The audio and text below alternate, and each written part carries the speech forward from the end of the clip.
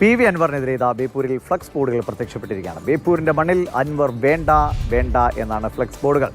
ബേപ്പൂരിൻ്റെ മണ്ണിലേക്ക് സ്വാഗതം എന്ന പേരിൽ കഴിഞ്ഞ ദിവസം ബോർഡുകൾ വന്നിരുന്നു. അതിന് പിന്നാലെയാണ് അൻവർ ഇങ്ങോട്ട് വരികയേ വേണ്ട എന്ന് പറയുന്ന ബോർഡുകളും പ്രത്യക്ഷപ്പെടുന്നത്. അപ്പോൾ വിവരങ്ങൾ ഇംതിയാസ് നൽകും. ഇംതിയാസ്, രസകരമായ ചില സാഹചര്യങ്ങൾക്ക് അരങ്ങൊരുങ്ങുകയാണ് കുറച്ച് ദിവസങ്ങൾ മുമ്പേ. അപ്പോൾ കോൺഗ്രസിൻ്റെ ഭാഗത്തുനിന്ന് ഒരു പ്രതികരണം വന്നിരുന്നു, അൻവർ കുറച്ചൊരു സംയമനം പാലിക്കണം അല്ലേ, കുറച്ച് കാത്തിരിക്കണമെന്നൊക്കെ. ഈ ബോർഡ് ആരാണ് വെക്കുന്നതെന്നൊക്കെ ഇങ്ങനെ തപ്പിപ്പോയാൽ പല ആളുകളിലേക്കും എത്തും. ശരി, അതൊക്കെ അവിടെ നിൽക്കട്ടെ. എന്തായാലും അനുകൂലിച്ചുള്ള ബോർഡിനേക്കാൾ കരുത്താണോ വരണ്ട, അൻവർ ഇങ്ങോട്ട് അടിക്കേ വേണ്ട എന്നുള്ള ബോർഡിന്? ദിവിഷ്മണി, എന്തായാലും UDFന്റെ അസോസിയേറ്റ് മെമ്പർ ആയതിനു ശേഷമാണ് ബേപ്പൂരിൽ ഇത്തരത്തിലുള്ള ഫ്ലെക്സ് ബോർഡുകളൊക്കെ വന്നു തുടങ്ങിയത് എന്നതാണ് അതിൽ പ്രധാനപ്പെട്ടത്. കഴിഞ്ഞ ദിവസം DCC പ്രസിഡന്റ് K പ്രവീൺകുമാർ അടക്കം ബേപ്പൂരിൽ അൻവർ മത്സരിക്കുമെന്ന സാധ്യത തള്ളിക്കളയാതെ ഒരു പ്രതികരണമൊക്കെ നമുക്ക് തന്നിരുന്നു. അദ്ദേഹത്തിന്റെ പ്രതികരണം അൻവർ എവിടെ മത്സരിച്ചാലും, ബേപ്പൂരിൽ എന്നല്ല, അൻവർ എവിടെ മത്സരിച്ചാലും വിജയിക്കുമെന്ന തരത്തിൽ ആത്മവിശ്വാസത്തോടു കൂടിയുള്ള പ്രതികരണമായിരുന്നു തന്നത്. എന്നാൽ അതിന് പിന്നാലെ കഴിഞ്ഞ ദിവസം ദിവിഷ്മണി സൂചിപ്പിച്ചതുപോലെ തന്നെ ബേപ്പൂരിലേക്ക് അൻവറിന് സ്വാഗതം എന്ന രീതിയിലുള്ള ഫ്ലെക്സ് ബോർഡുകൾ പ്രത്യക്ഷപ്പെട്ടിരുന്നു.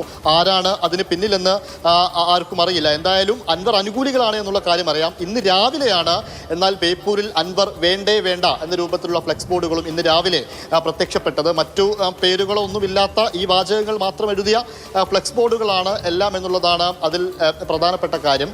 അതിൽ ഉന്നയിക്കുന്നത് മന്ത്രി PA മുഹമ്മദ് റിയാസിനെതിരെയൊക്കെ രൂക്ഷ വിമർശനം ഉന്നയിക്കുന്ന അൻവർ, മരുമോനിസം എന്ന് ഇടയ്ക്കിടയ്ക്ക് പറയുന്ന അൻവർ, ഇത് മുന്നിൽ കണ്ട് ഇതിനെ അനുകൂലിക്കുന്ന ആളുകളാണ് ഈ ഫ്ലെക്സ് ബോർഡ് വെച്ചതെന്ന് നമുക്ക് നിസ്സംശയം പറയാവുന്ന കാര്യമാണ്. എന്തായാലും അൻവർ ബേപ്പൂരിൽ മത്സരിക്കണമോ എന്ന കാര്യമൊക്കെ തീരുമാനിക്കേണ്ടത് UDF ആണ്. അതുമായി ബന്ധപ്പെട്ട ചർച്ചകളും നടക്കുന്നുണ്ട്. ലീഗിനും അതിൽ അഭിപ്രായം പറയാൻ ഒരു റോളുണ്ട് എന്നുള്ളതാണ് എടുത്തു പറയേണ്ടത്.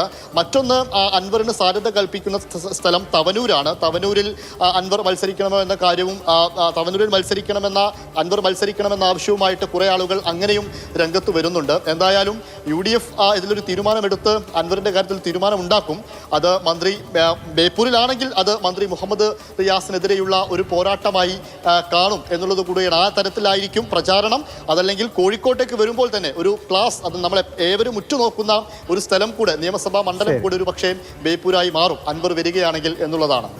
ശരി, എന്തായാലും ബേപ്പൂരിൽ എന്തൊക്കെയാണ് നടക്കാൻ പോകുന്നത്?